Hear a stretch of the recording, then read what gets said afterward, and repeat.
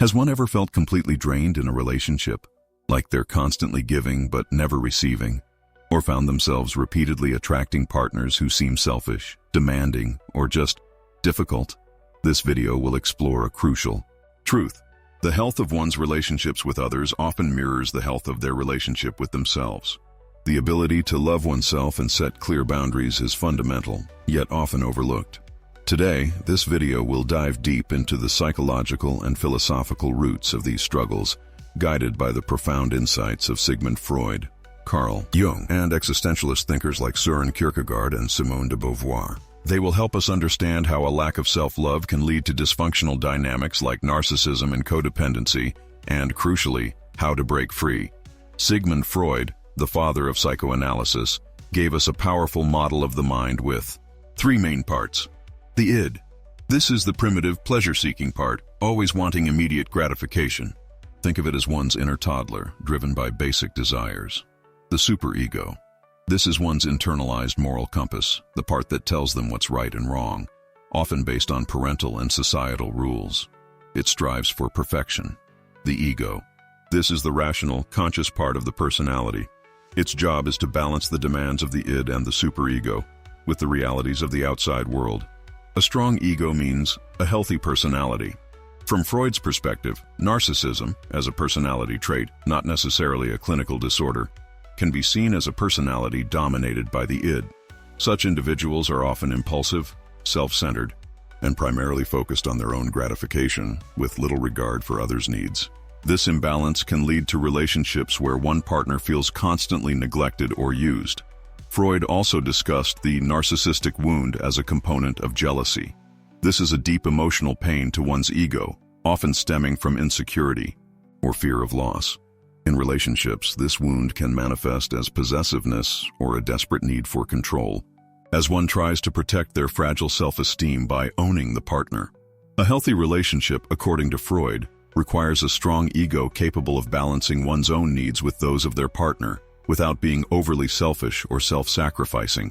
When this balance is off, it creates fertile ground for dysfunctional patterns. Carl Jung, who explored the deeper layers of the psyche, introduced the concept of the shadow archetype. This is the part of us that holds all the traits, desires, and emotions we've repressed or don't want to acknowledge, both negative, like anger or selfishness, and even positive ones we've suppressed, like creativity or empathy. When the shadow remains unacknowledged and unintegrated, it can lead to unhealthy relationship dynamics, particularly codependency. Codependency is essentially seeking outside oneself for happiness or a sense of completeness.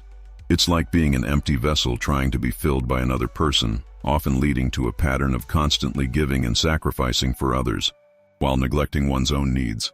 This dynamic is often described as energy vampirism, because the codependent person struggles to form healthy relationships, draining those around them in a never-ending search for external validation. Interestingly, Jung observed that relationships with narcissists can often trigger the awakening of a partner's shadow. Narcissists are adept at manipulating emotions, making partners feel special one moment and worthless the next. This emotional roller coaster can push a partner to react in ways they never thought possible, bringing their own repressed dark side to the surface. While painful, this can be a catalyst for awareness, forcing one to confront and integrate their shadow. Jung's ultimate path to self-love and wholeness is individuation, the lifelong journey of becoming one's true, unique self, by integrating all aspects of the personality, including the shadow. This process helps one stop seeking external validation and find the heaven within, leading to authentic self-love and the ability to form healthy relationships based on strength and equality.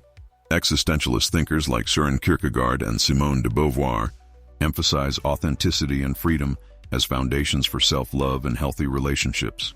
Kierkegaard believed that true self-love is not about how others perceive us, which can lead to narcissism, but about a genuine connection to oneself.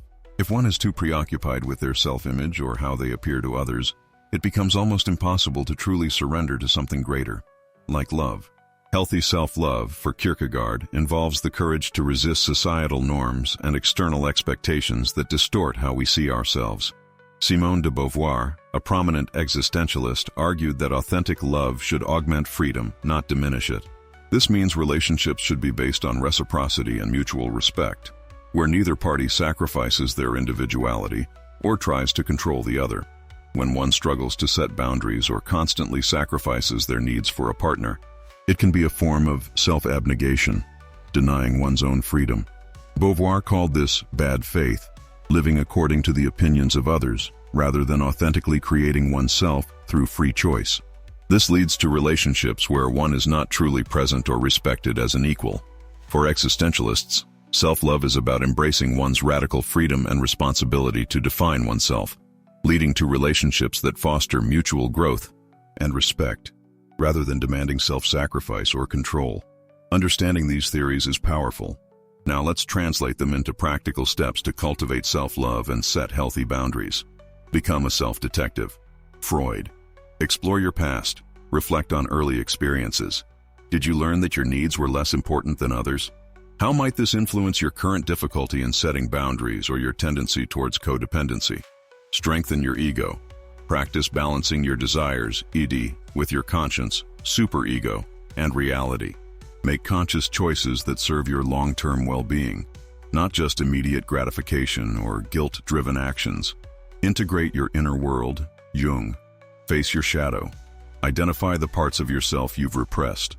Your shadow. Are you overly critical of others for traits you secretly possess? Are you suppressing positive qualities like assertiveness or creativity? Acknowledging your shadow reduces the need to project it or seek it externally. Heal. Codependency. Recognize that true fulfillment comes from within. Stop seeking external validation to fill an empty vessel. Focus on feeling your emotions, even uncomfortable ones, and building a loving relationship with yourself. Embrace individuation. Commit to becoming your most authentic self. This means disentangling from others' expectations and accepting your unique identity, even if it means being different. Live authentically, existentialists. Embrace your freedom. Recognize that you always have the freedom to choose, even when it's difficult. This empowers you to say no and define your own path. Set clear boundaries. Communicate your needs and limits clearly and consistently. This is an act of self-respect and teaches others how to treat you. Remember, healthy relationships augment freedom, they don't diminish it. Seek professional guidance. If you find these patterns deeply ingrained or overwhelming, working with a therapist can provide invaluable support in navigating this journey of self-discovery and healing.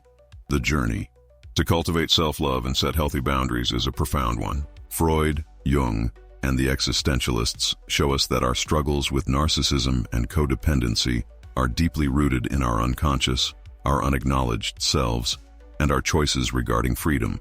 By understanding these powerful forces, one can begin to untangle the knots that lead to dysfunctional relationships. It's a journey of self-discovery, courage, and authenticity. By facing these inner challenges, one not only transforms their relationships with others, but also, and most importantly, their relationship with themselves. The path to true intimacy and healthy connections begins with loving oneself enough to set the boundaries that protect one's well-being. If this video helped you understand self-love, boundaries, and relationship dynamics better, please hit the like button. Your support helps us reach more people seeking to build healthier connections. Subscribe to the channel for more profound explorations into psychology, philosophy, and the fascinating world of human behavior.